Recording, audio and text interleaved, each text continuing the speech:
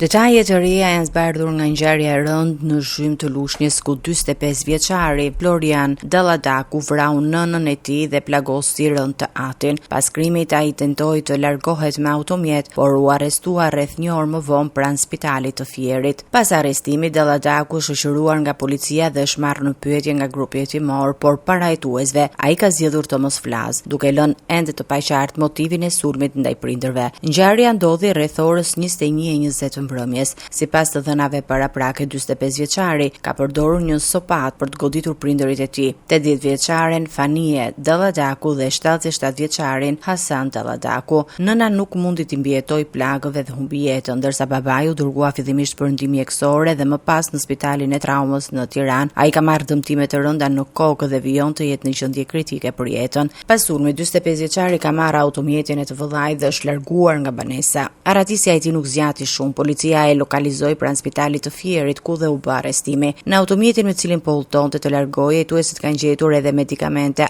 antidepresive. Paralelisht, policia po verifikon historikun e tij shëndetësor dhe trajtimet që ai ka marrë ndër vite. Banorët e zonës thonë se Dalladaku kishte shfaqur prej kohësh probleme të shëndetit mendor dhe se ishte shtruar në spitalin psikiatrik në të kaluarën. Sipas tyre, pas trajtimeve ai është kthyer sërish në banesë tek prindërit. Banorët tregojnë gjithashtu për një episod të dhunshëm disa muaj më parë ku 45 vjeçari dyshohet se ka qelluar me armë gjahu në drejtim të dyerve të disa banesave në fshat. Shumë e keq është familje e mirë, punëtore, po ky djali që ka qenë pak zë me probleme mendore. Jo, po tani para aty vinë kështu rrugëve aty nga aty deri tek ajo, nga klubi aty te Hasani deri tek shtëpia aty. Këta e çun vjet duke të çun në Elbasan tek ajo. Si këtë bëri këtë polvën e madhe, se kishte probleme me familje këy, edhe për para. Ky kishte probleme, ishte kurozh, tani i thë, e pyeste ja, hej, mora ilaçet i mora. Erdhi ora, duash çora atje ku duash çora, u rëndua i pa ik shenjat i dha, ka vite, unë kam qenë Greqi në ato kohra, dhe bëri një skandal në para. Lagosjet e gjim metën atje, pastaj. Sigur u stabilizua.